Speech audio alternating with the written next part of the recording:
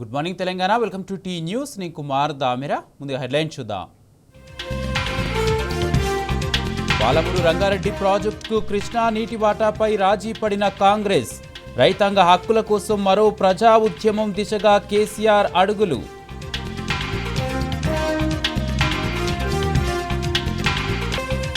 భద్రాద్రి రాములూరిని ముంచేందుకే Polavaram Nallamala Sagar link project.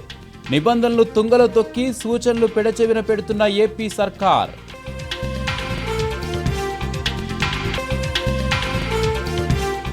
Polavaram Nallamala Sagar link అనుమతుల కోసం కేంద్రంతో ఏపీ చర్చలు. చోద్యం చూస్తున్న తెలంగాణ సర్కారు. పేరుకే సుప్రీంకోర్టులో పిటిషన్ దాఖలు.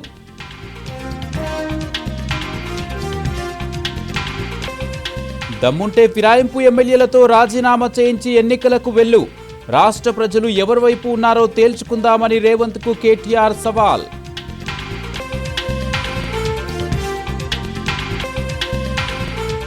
రాష్ట్ర వ్యాప్తంగా రైతులకు నేటి నుంచి యూరియా కష్టాలు మొదలు. యాప్లో బుక్ చేసుకుంటేనే బస్తాల పంపిణీ. 24 గంటలు దాటితే రద్దు.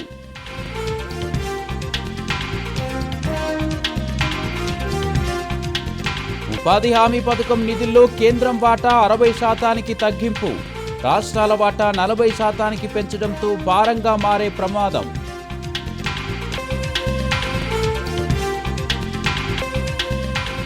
అహ్మదాబాద్ టీ20లో టీమిండియా ఘన విజయం. దక్షిణాఫ్రికాతో సిరీస్ 3-1 తేడాతో భారత్ కైవసం.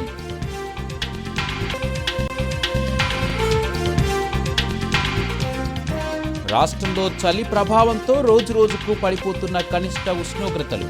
హైదరాబాద్లో 9 నుండి 12 డిగ్రీలు, 19 జిల్లాల్లో సింగిల్ డిజిట్కే పరిమితం.